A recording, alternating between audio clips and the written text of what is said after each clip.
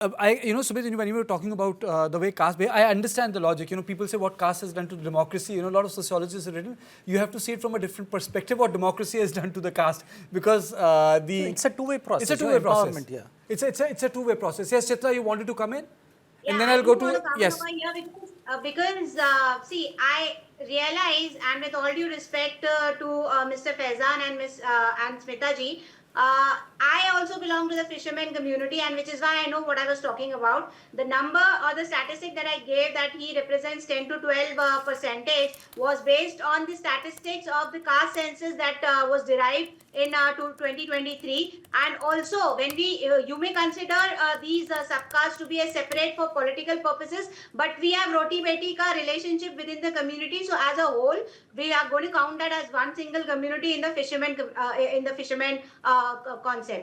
Absolutely, absolutely, absolutely. Let me go across to Santosh. Santosh, you spoke about mandalization, Yadavization, majoritarianism, and you also spoke about folklore being being transferred from one generation to another. But the politics of Bihar has also changed substantially in last 20 years. A lot of people would say it has democratized in terms of smaller parties becoming important. A lot of people also say that there is a lack of choice, Santosh, because the lack of choice is that except Nitish, there are no other people. Santosh.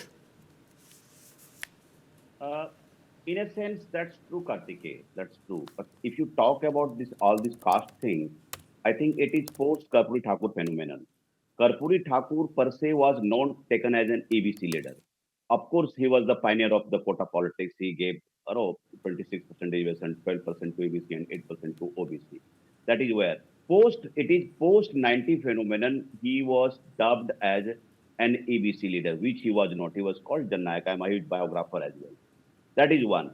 And if you just refer to the book of Jeffrey Witso, Democracy Against Development, he was talking about pre-colonial and post-colonial caste structure in Bihar.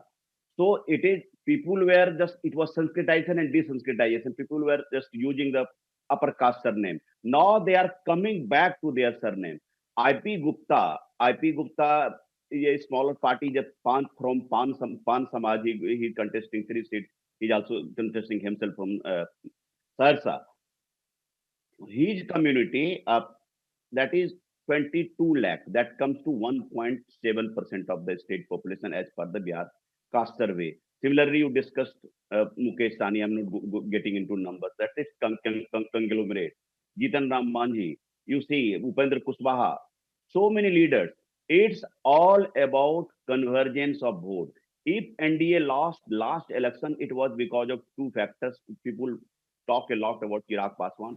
It was also because of But Upendra Kushwaha. Is Chirag Paswan behaving this time? The question is, why is he behaving so well this time? Last time he didn't behave well last time, and he caused a lot of heartburn to Nitish Kumar when he said, "मैं हनुमान जी हूँ, लेकिन आग तो किसी दूसरे की लंका में उन्होंने लगा दी." No, but he was true to the vocation. उसने आग वहीं लगाई जहाँ लोग आग लगवाना चाहते थे. That is why he was a true Hanuman. I mean, let's be honest about it. He It said was it, not that not my word. JP did it all on his own. Not my word. He said it. And abetted and I mean, One sec, Karthik, just let me finish. Because Chirag Paswan wants to be a good stakeholder in state politics. I was once asked him, "Do you want to stick to national politics like your father?" He said, "No, I want to be a stakeholder." Now, Nitish Kumar is fast walking into sunset of his life, political life as well. He is throwing his hat in the ring. He sees himself as a future ally of BJP. That's why he just lobbied hard for getting 29 good seats. He might win 7, 8, 9 seats. Even if he win less than 10 plus, he could be some stakeholder in state politics. Last time he could win only 1 seat, and that MLA crossed over to JDU.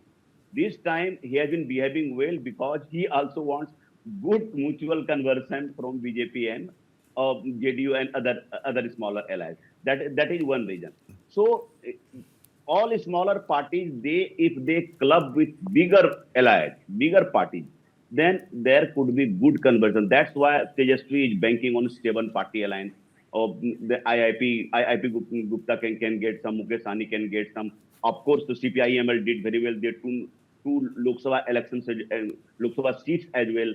So they are see when the battle starts, NDA of course starts with arithmetic advantage, but as it gets closer, so it is narrowing down all because of the caste calculation, which Badrinaran was talking about. What was the term? I just forget about that term. The caste, yes, he's talking about the caste aspiration. They want more representation.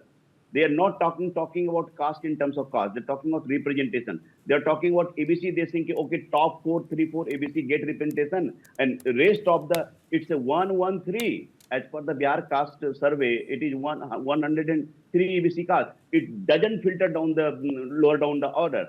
That is why the caste aspiration come to the fore.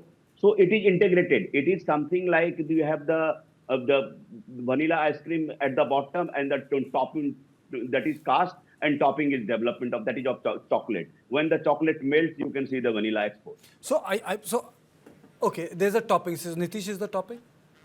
Yes, I mean, we are discussing Nitish Kumar, for Nitish the is last the topic. 1.5 hours. That's interesting. The other thing is, I think if you want to, my personal experience has been since 2005, that if you want to, decipher what's happening in Bihar in the elections, just focus on 27% EBCs, Hindu EBCs, 36% the survey says. I think a chunk of it would be the Muslim EBCs.